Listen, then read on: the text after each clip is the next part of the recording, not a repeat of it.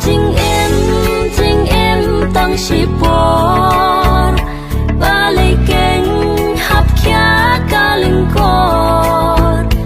ya kỳ anh lá vô u lấy nghi bên cung mát để hàng ta chính em cả chân cha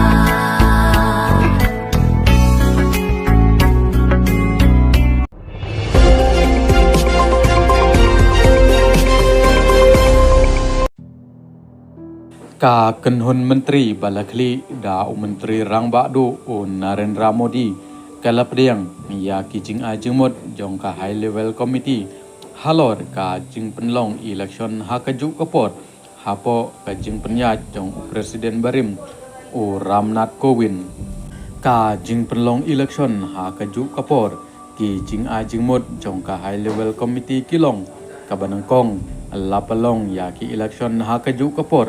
Hapdeng usnam khat khandai spa san phewei bat khat khandai spa han reu pheu new kabaar law commission ka kaipot ba chispa new pheu klos khat khandai spa khandai pheu khandai ka wei ke election sha ka ying dorbar thau an lok sabha bat baro ki ying dorbar thau an jong ki jala ha kisan snam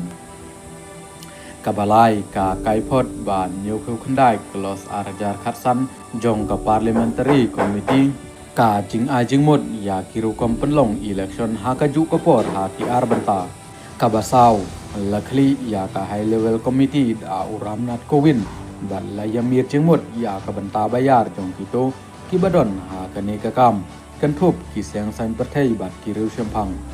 kabasan la banyo ya ka kai pot online ha ka https:/onoe.gov.in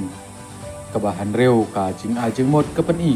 ba kadon ka jing kersan ban pelong election ha kaju kapor hakari ki jing ajeng mot bat kalanti syakmat kabahan nyau pantrai kam ha ki arbanta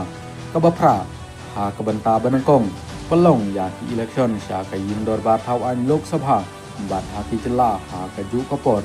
kabakhandai ha kabanta baar pelong ya ki election sya ki bor penyachnong hapo sispa sni jong ki election bahe kabashipeu kawai ka electoral roll ya baro ki election kabakhat wai on sedang ya ki jing yamir jingmut sani habaro kawai kari kabakhat ar ka jing thong ya ka kanhun pentrai kam